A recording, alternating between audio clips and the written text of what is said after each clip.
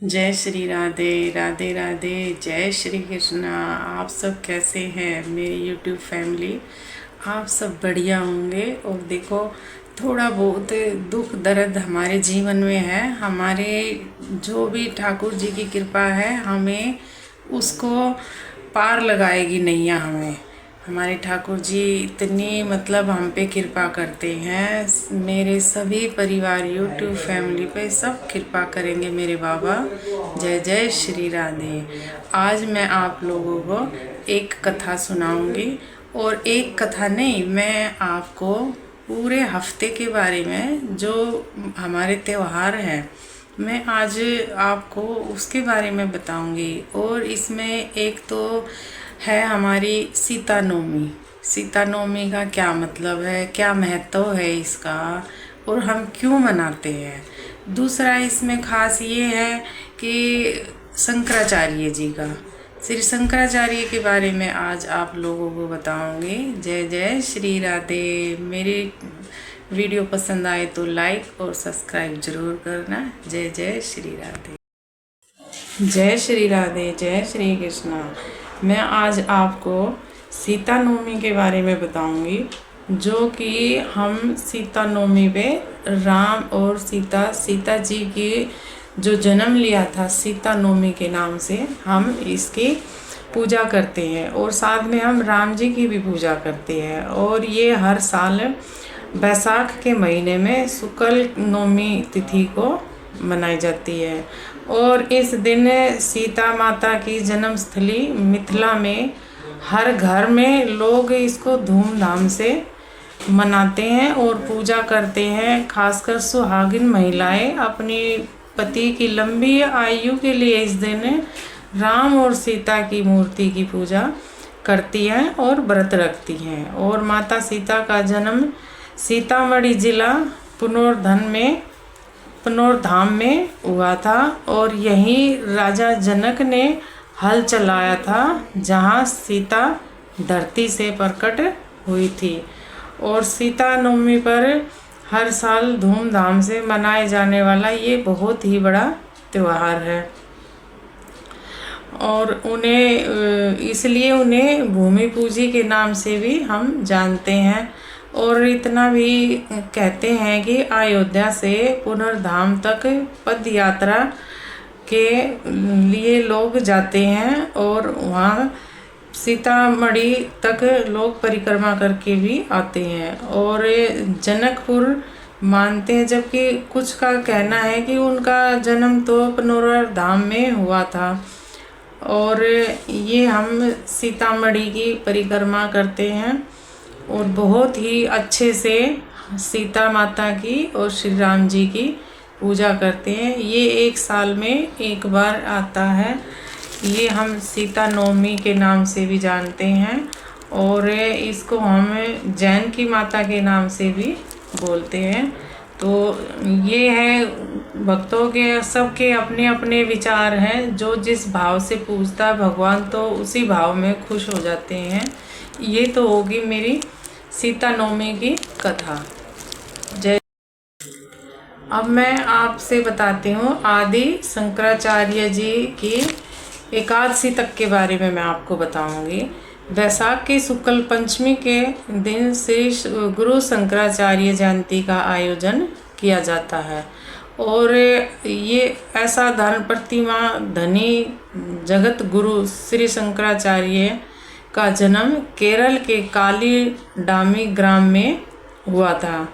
और यह भी कहते हैं कि इनके पिता शिव गुरु के यहाँ जब विवाह के कई वर्ष बाद भी कोई संतान नहीं हुई, तो उन्होंने अपनी पत्नी विशिष्टा देवी के साथ संतान प्राप्ति के लिए भगवान शिव की उपासना करी थी। और शिव ने इन्हें सपने में दर्शन दिया और वरदान मांगने को कहा। शिव गुरु ने शंकर जी से कहा कि उन्हें एक ऐसा पुत्र संतान के रूप में मिले जो श्रव हो और दीर्घ आयु हो।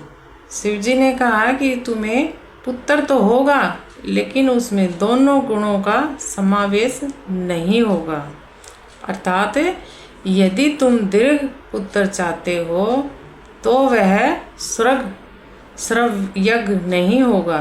यदि उनकी आयु दीर्घ नहीं होगी, इसलिए किसी एक गुण से युक्त ही पुत्र की इच्छा बताओ।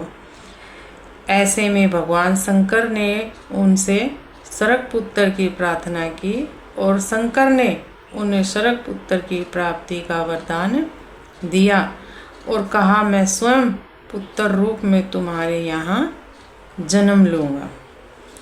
और फिर आती है हमारी 27 अप्रैल को बैसाखी एकादशी और इसका नाम है मोहिनी एकादशी। ये शुक्ल पक्ष की 11वीं तिथि अर्थात एकादशी के दिन 11वां दिन होता है। उसको हम एकादशी भी कह देते हैं, 11वां भी या 11वीं। एकादशी के दिन मोहिनी एकादशी का व्रत रखने का विधान है और ऐसा विश्वास है कि इस व्रत को रखने से व्रती के समूचे पाप नष्ट हो जाते हैं और उसे कहते हैं कि स्वर्ग की प्राप्ति होती है। और एक बार गुरु वशिष्ठ के कहने पर भगवान राम ने भी यही व्रत रखा था और द्वापर युग में भगवान कृष्ण के कहने पर राजा युधिष्ठिर ने भी मोहिनी एकादशी का व्रत रखा था।